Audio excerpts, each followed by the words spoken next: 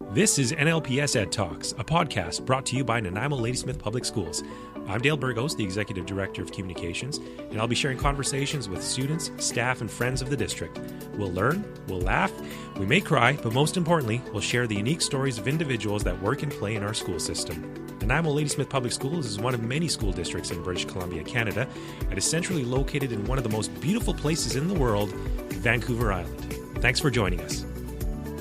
Welcome to another edition of the NLPS ED Talks podcast. I'm very excited because now our podcast is on the road. We're not in the podcast booth. We are here at Ladysmith Secondary School, and I've got a couple students sitting in front of me here. Let's introduce them. Right now, we've got Sophia. Hello. Hello. Introduce yourself. My name is Sophia Toye, and I'm in grade 11 at Ladysmith Secondary School. Perfect. Good job. A+. You?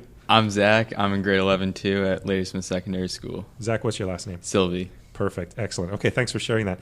Now, the reason why I've got these two students here, we're going to get into it in just a few minutes, okay, because they took part in a really thoughtful, meaningful, really cool event that happened on the Lower Mainland, so we'll get into that in just a minute. But as always on the podcast, we always get to, we want to get to know who we're talking to. So of course, let's start with you, Sophia. So grade 11, Ladysmith Secondary. Have you always been a Ladysmith resident? I grew up in Burnaby. Okay. And Vancouver, but I moved here in grade 3. Okay, good. You smartened up and you came over to the island, right? Yep. Yeah, exactly. And probably not your choice at grade 3. Definitely not. No. Definitely not your choice. Okay, excellent. Hobbies. What do you like to do outside of school or in school even? I'm a dancer. Oh, really? Mm-hmm. What discipline? What sort of dancing? All kinds. I do like jazz, ballet, point, contemporary. Nice. Yep. Excellent. Do you have a favorite? I can never answer that question. Oh, okay, yeah. You are not biased towards one. Like you like them all. Yep. Okay, you've been doing this for a long time? Yes, I think like 7 years maybe. Nice. Excellent. What's the shout out? Let's shout out to the dance crew. Rhythm Dance Academy.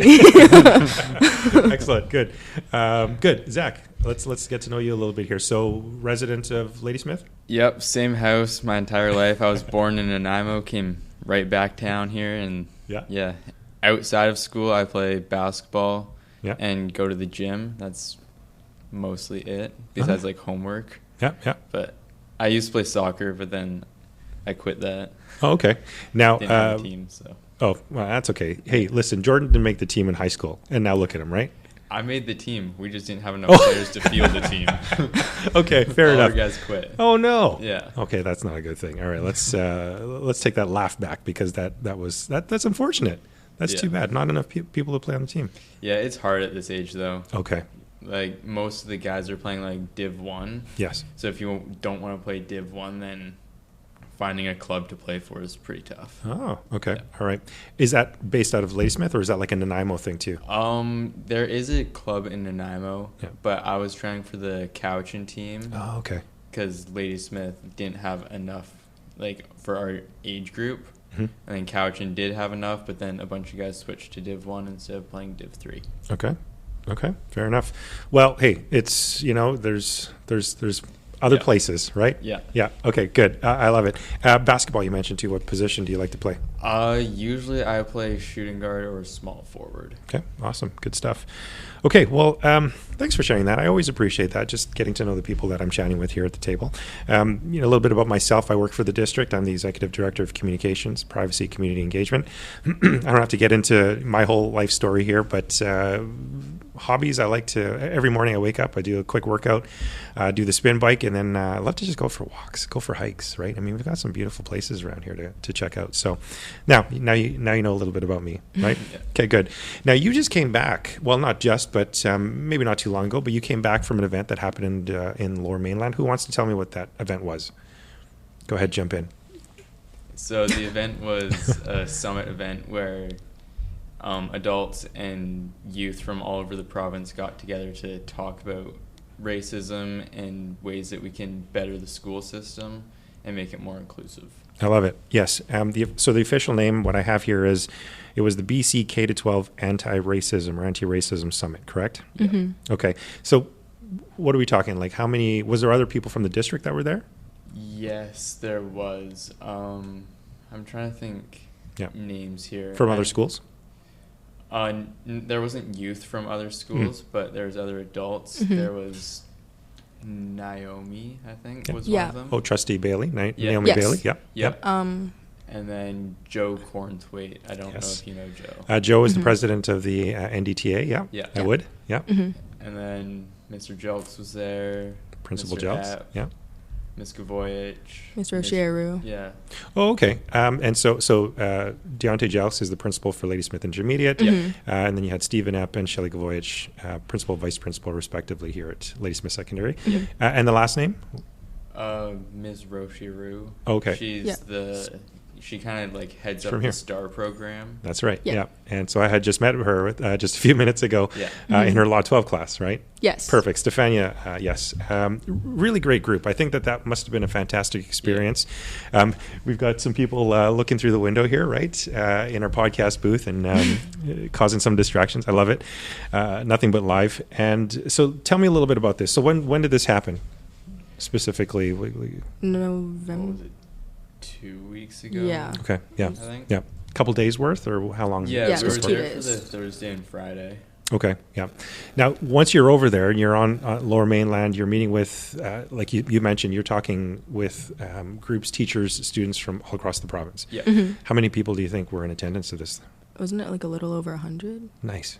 I'd say it's probably 100 to 200 people probably. Mhm. Okay, yeah. So an elite group, right? Like Yeah. you were Mhm. all specifically chosen Yeah. to take part in this summit. Yeah.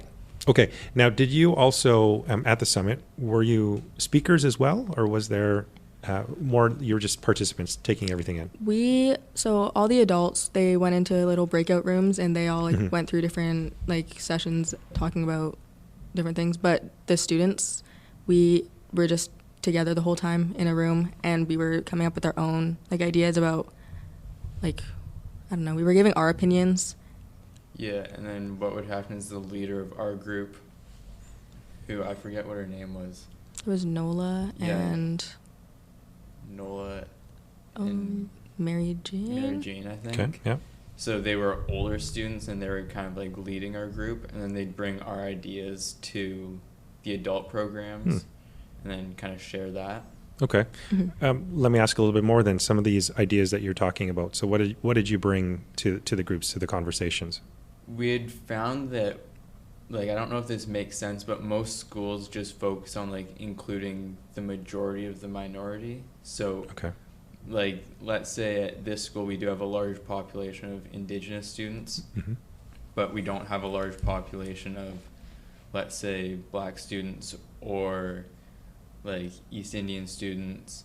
So then we focus more on like the Indigenous side of things, but we Mhm. don't focus on all the other cultures that are still at the school. Right. So Mhm. you just focus on like the minority that makes up the larger population. Yeah. And we found that was kind of what was happening at every school. Mhm. Hmm. So we kind of decided that like we need to find ways to incorporate everything and try and have more education on that. Sure. How about Mhm. your take from that, Sophia? Yeah, we also talked a lot about how they always pick like 2 or 3 students who become like the face and the spokesperson for their like group of people, and it becomes a lot of pressure on like Mhm. those students. And when you come and like ask them questions all the time about like, oh, what should we do with like this situation? What's your opinion Oh. on this situation? But they're only asking those students. Right. It becomes like a lot of pressure and build up on them and makes them stressed out because like of course like they're passionate about it and Hmm. they obviously want to like be a part of like anti-racism and it's really important to them, but when you continue like coming to them it's like a lot on them because like Yeah. we're kids, we're students, Mhm. and so having to kind of help and like deal with and come up with solutions for all the situation. Oh my god. You okay? Give her a second. for all the situations is very difficult. So Yeah, no kidding. I can relate, and I mean, you're right. You're only teenagers. You won't have all the answers. So I'm curious, though. I mean, now that you've said that, are there some things that you would maybe suggest to people? So part of the conversation is obviously you brought that up. What could you tell people? Like how could they approach it in a way so that they're not coming to you thinking that you have all the answers? Do you have any tips for them at all? I think even just like choosing other students mhm. Yeah. and just because there isn't just like one face for the entire group. Right. there is like other kids you can go to get different ideas. Yeah. Right. Yeah. And I can see that, right? I mean, everyone wants to be respectful, so they, obviously will ask a student, on how to approach something. But you're right. Keep it open for everyone, right? Give everyone the opportunity to share their thoughts and everything. Good. I love it. So it's 2 days worth of workshops from what it sounded like. Okay. Yeah. Was there any other, I'll say, specific workshops that really you're going to remember, take back and have discussions about? Yeah, we had, I think, did we have 2 or 3 keynote speakers? I think we had 3. Okay. So there were these speakers who would come in, and they gave like 10-minute, not lessons, I don't know, like discussion type things. Mm-hmm. Like almost like a TED Talk kind of idea. Oh, okay. Yeah. Yeah.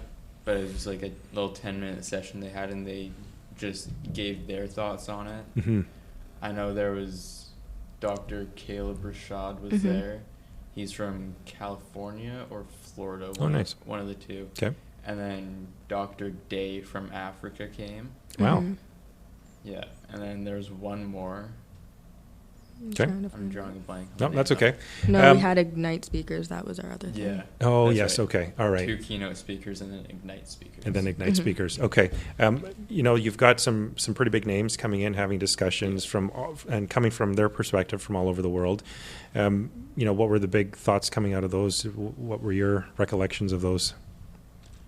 They had talked a lot about, instead of like fighting racism, like attacking the person, let's say, like it's more like attacking the idea and trying to like stop the idea and not like stop the person, let's say, because really, like, as a person, they're not doing anything wrong. They just have like those ideas in their head. So if you can fix that, then it helps a lot. Good. I like that. Anything to share or add to that one, Sophia? You good? No, I agree with what you said. I love it. Okay, good.